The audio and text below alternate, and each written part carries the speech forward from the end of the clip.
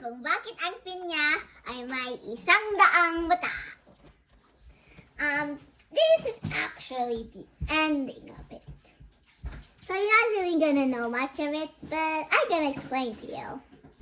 Kung bakit ang pinya may 100 mata. Do you know what that means? If you don't know, it means that why the pineapple has 100 eyes.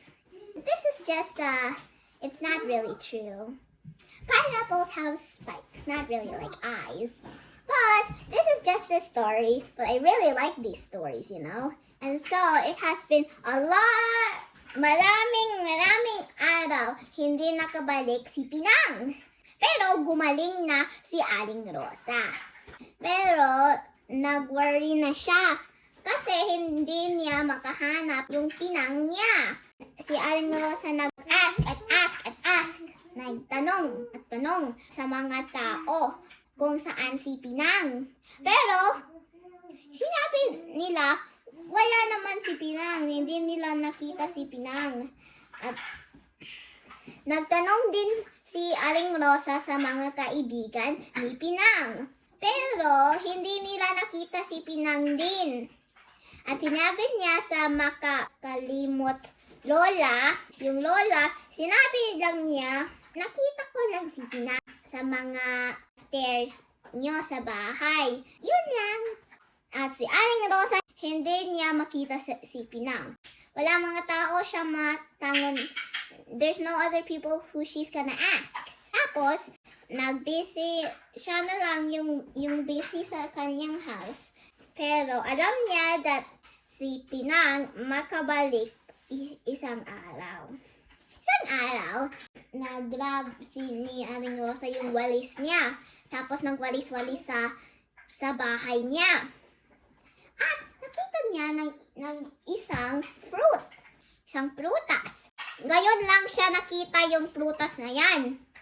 At nagkuha siya ng prutas at lagay sa mas araw to a more sunny area. At ilang mga araw na.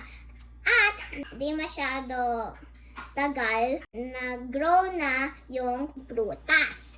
At yung prutas, parang ang shape ng tao. At parang may 100 mata sa prutas.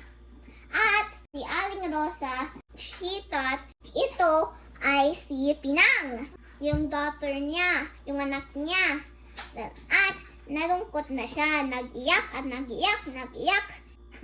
siya at tapos na-remember niya yung mga sinasabi niya kay Pinang at she thought na yung mga salita niya kay Pinang na dapat ikaw may 100 mata ay ang curse.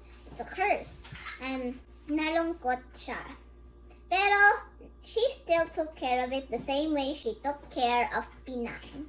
At ipingalan niya yung prutas, Pinang. At ngayon, mga tao nagpangalan itong Pinang, Pinya.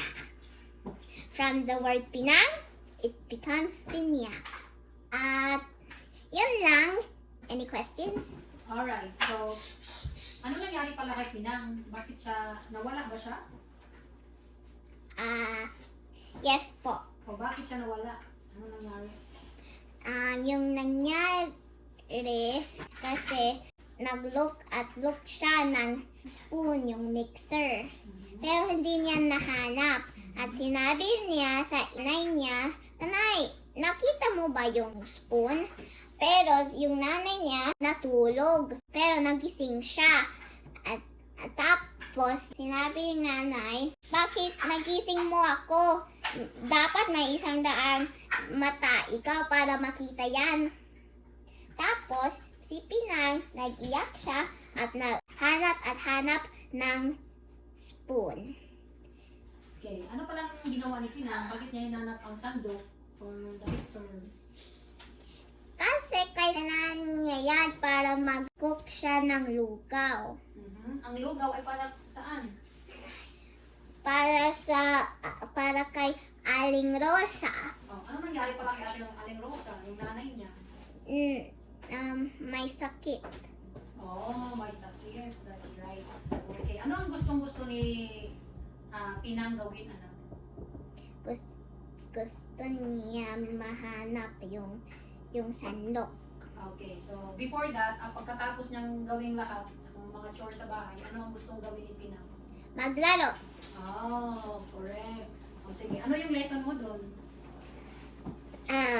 Yung lesson ko ay do not hurt others. Ano ibig mo sabihin? You're not supposed to say words that will hurt other people. That's all. Bye! Salamat!